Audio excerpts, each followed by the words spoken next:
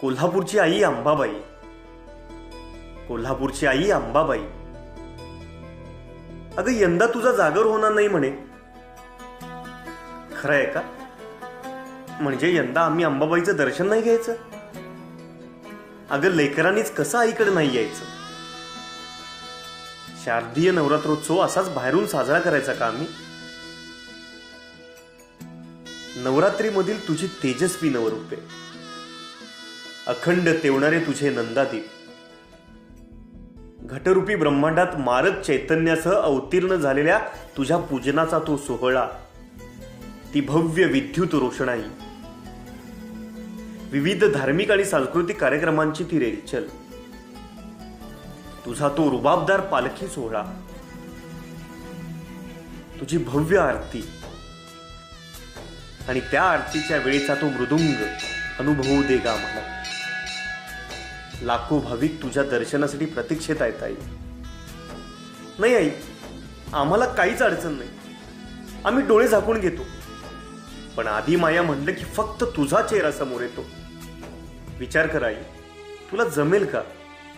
जर करवीर क्षेत्र गजबजलं नाही तर तुला तरी बरं वाटेल का? आई, यंदा शारदीय नवरात्रोत्सव होणार नाही असं दिसलं. मनाला खूप वाईट वाटलं. पण तुझं दर्शन मात्र मला जागोजागी झालं. होतीस ना तू माते त्या बंदोबस्ताला खाकी वस्त्र घालून? होतीस ना तू माते त्या बंदोबस्ताला खाकी वस्त्र घालून? कचरा सुद्धा उचललास ग खाली मान घालून. आई, किती धडपडलीस ग. अहोरात्र सेवा बजावलीस पीपी किट घालून. जाणवत होत, आम्हाला सगळं काही जाणवत होतं. यावर्षी आमच्यावर आलेलं महापुराचं संकट तू दूर केलंस. कोरोनारूपी संकटावर मात करण्याची शक्ती आम्हाला दिलीस. आई, कोटी कोटी आभार ग तुझे. आई, चुकलो ग आम्ही.